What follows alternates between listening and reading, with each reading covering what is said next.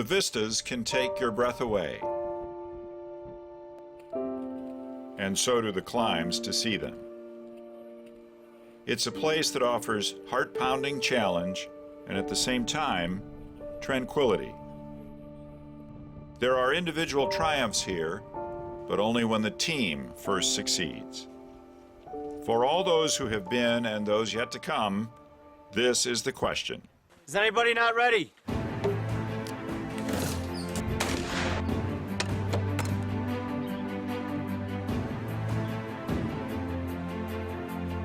We are the boys of Crew and Troop 6. My name's Alec Logan. Eric Utzweiler. Keith Kravis. Harrison Langlois. John Meyer. Lane Marconi. Peter DeVries. A typical crew is 12. We are a baker's dozen. I am Alex Del Castillo. Ian Schacklette. John Huinker. 11 stallions, the crew advisor, Peter DeVries. Downhill. Like that a lot better. and an almost senior citizen, Paul Meinke, who is thrilled that the boys have selected a strenuous trek, number 27. 88 miles, presuming navigational errors would not add more. And we have a boss man who proudly wears his hair red, white, and blue. My name is Nick Gast, a.k.a. Captain America. Crew Chief Nick Gast has been here before, so too have some of the rest of us. But each time is different. Each trek is different. They all begin, however, in similar fashion, with the Philmont Ranger checking to see if we all know what we're doing. Food, water, first aid, how to handle the necessaries. Any questions on latrine use? Cricket is our ranger. She's in the Navy with designs on becoming a fighter pilot. One of our last lessons, map and compass. All right, so show me how to orient your map. We seem to know the answers. But as we start, you will shortly find that getting out of the gate is often the toughest challenge. Our trail does not appear well traveled, and it seems a bit odd that we would have to remove our packs to climb rocks on a path to an established destination. Something seems amiss. We decline to say we are lost, but acknowledge that our trail has not been found.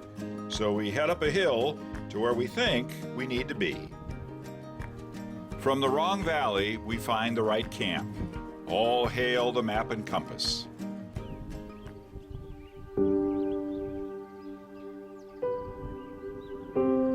It may be tempting to rise slowly, but the trail beckons, and the early riser is treated to a morning fire sky. A good day ahead, breakfast ahead. For food, for raiment, for life, for opportunity, for friendship and fellowship, thank thee, O Lord. The Philmont Grace precedes every meal, as does comment about food offerings. Oh, yum. Oh, look at that. That looks like nastiness. Yeah, it's hot. The advisor demonstrates that it is necessary to be unafraid. What did Mom say? Breakfast is your most important meal? Was she talking about this?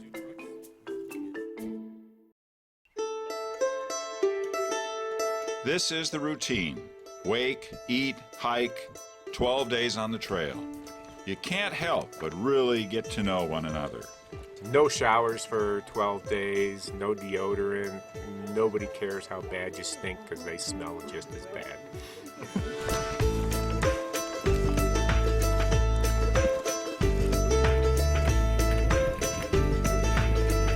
One circle, Madame Serre, that represents the moon. We learn about ancient Indian writings and the atlatl, an arrow launched by the power of the wrist. We have a hunting field. The creatures out there are unmoved by primeval screams.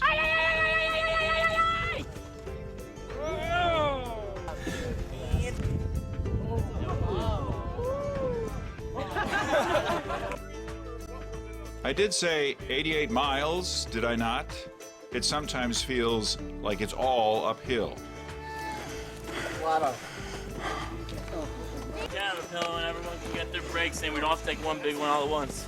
Using the caterpillar helps.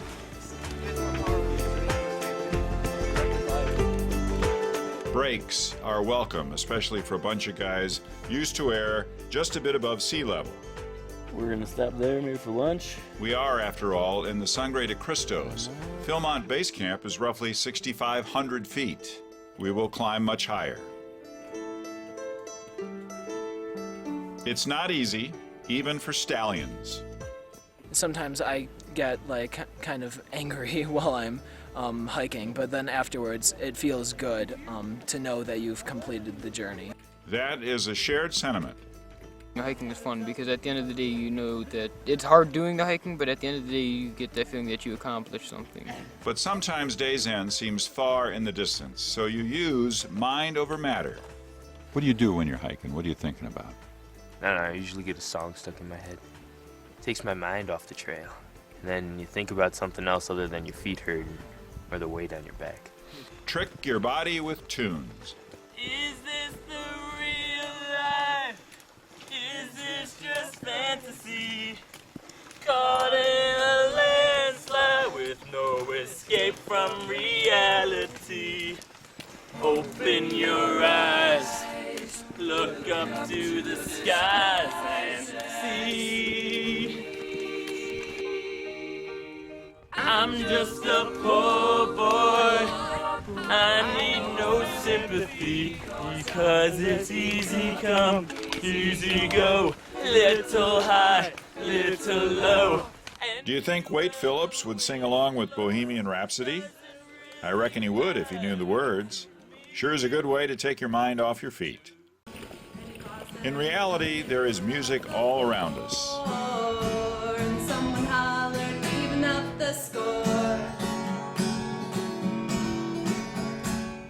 We meet Carly Jane Casper from Lombard, Illinois, a Philmont staffer who serenades about the unpleasant nature of the Colfax County Jail.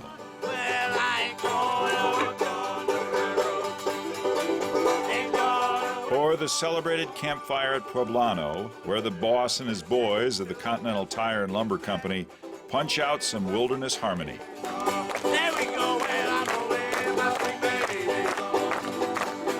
Rolling my sweet baby.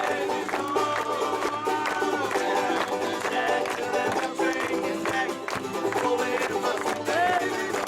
Oh, where were you last Friday night? When I was lying in jail, walking the streets with the There be talent here. As we enjoy all this, something large is looming, and for some of us, it's a bit unsettling. We can feel it, and now we can see it. Baldy Mountain, so named for obvious reasons. It is to the top of Baldy we are going, 12,441 feet, Philmont's highest point. It's a day hike, so we don't carry full packs, save for John Meyer, the bull moose of our crew, who cares little about weight or pain.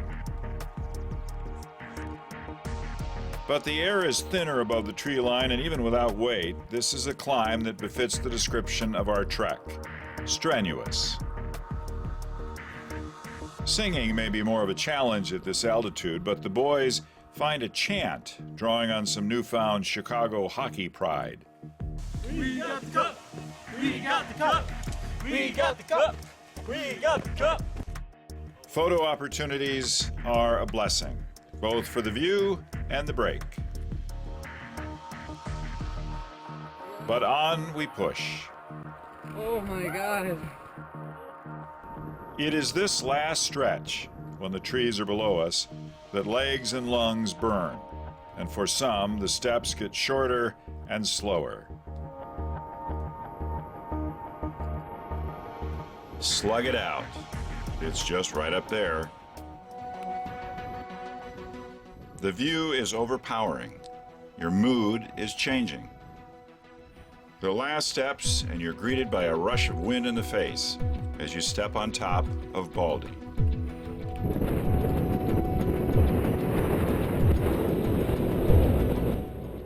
Relief and exultation.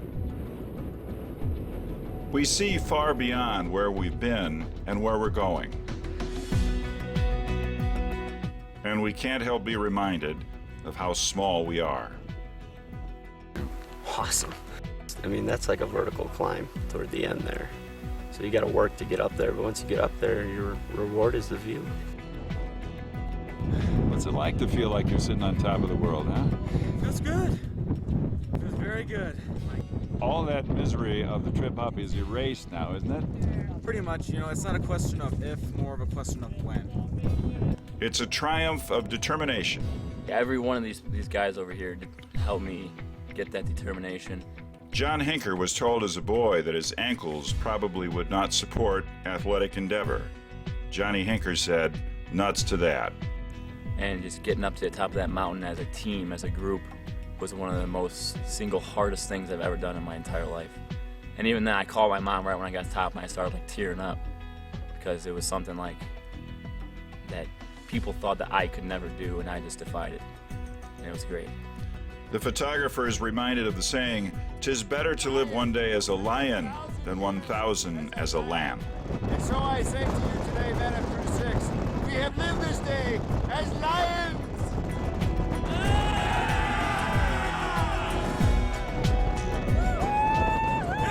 Amidst our bravado, we make time to fuel up, play some cards atop a mountain, but we'd best not delay, for the afternoon rain is approaching. One last photo op of a lifetime moment that will never be forgotten.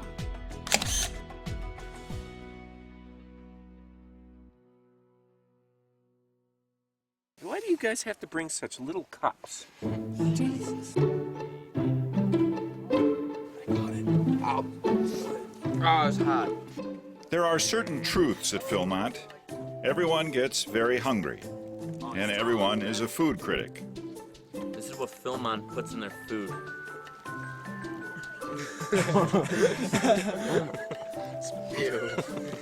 No one ever promised a 4-star dining experience, so you get creative with what you have. The crew advisor remains unafraid.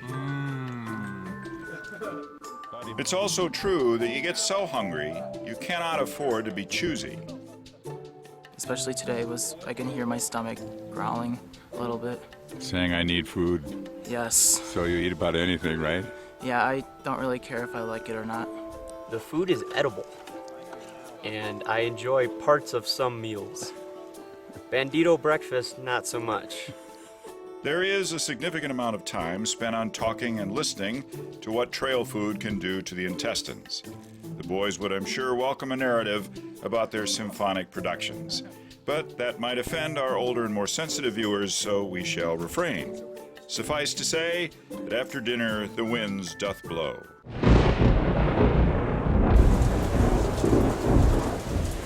Here's another truth. It rains at Philmont. Sometimes it rains a lot. But a wet day, like a long hike, has reward at the end.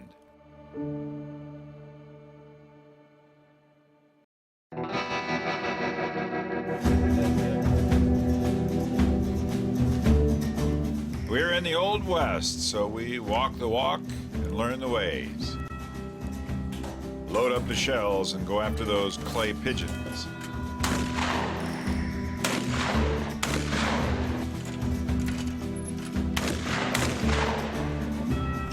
There are marksmen among us. Step, lock, flip. There are some things that may look easy, but they're not. Climbing the spar pole. Dig in your spikes, hoist yourself up, make it to the top, kiss the carabiner, and shout something truly silly. A unicorn once gave me a dirty look. That's why they don't exist. Make sure your donkey's got the slack. Speaking of donkeys, well, burros, they enjoy a good race now and again. Not quite running with the bulls, but it's great sport. And it's a marked departure from gear hauling on the trail when the burro often has temperament on display. And temperament, by the way, human temperament, is at the heart of another truism here. Whatever the trek, this is a tough journey. You learn a lot about yourself and how to dig deep. What it takes to really get around Philmont is just a lot of willpower, which I think is true about a lot about life as well. Yeah, it's not really easy. It takes a lot from within. I learned that if you just gotta push yourself to do things. If you sit back and not do it, you don't get as much of a learning experience. And you learn, most importantly, about the necessity and reward of working as a team. Teamwork is extremely important. Just yesterday I was realizing how far we've all come as a team and stuff. Like when we were setting up bear bags, we did really good and we set them up fast. It was great. It's vital. 3, 2, 1. One person can never get the bear bags up. You have to have at least 4 or 5. So you always need to be working together and doing different tasks simultaneously to be able to actually carry on. You have to have the willingness to make sure everybody's getting along, things are getting done, and that everybody is having a great time, not just you. As we're working together, we figure each other out and what our different strengths are. It makes you feel a lot better about yourself, helping others. Without fail, Philmont gives everyone who walks its trails the opportunity to become more self-confident, self-reliant. Obviously, there's a lot of work to be put into it, but the outcome that you get from it is just outweighs any of the hardships that you have to endure. I learned that I can do things that I thought I should probably have never been able to do. So I can expect greater of myself now. Another reward for those who earn it and those who watch it happen. They have the realization now that they can take care of themselves in this kind of wilderness, just relying on what they're carrying on their back. The men of Crew and Troop 6 are closing in on the end. The 88 miles are behind us. Proud, tired, maybe sore, certainly fragrant. Eager to see base camp. It is perhaps fitting in the final mile that the old guy's boots are coming apart. They've walked here 4 previous times, and now they surrender. Yeah. Grungy. Yeah! Tradition suggests that they join other boots, now retired from the trail. The visit we make to Philmont is short, but its memories are lasting. We celebrate its beauty and challenge and ask again the question, is anybody not ready?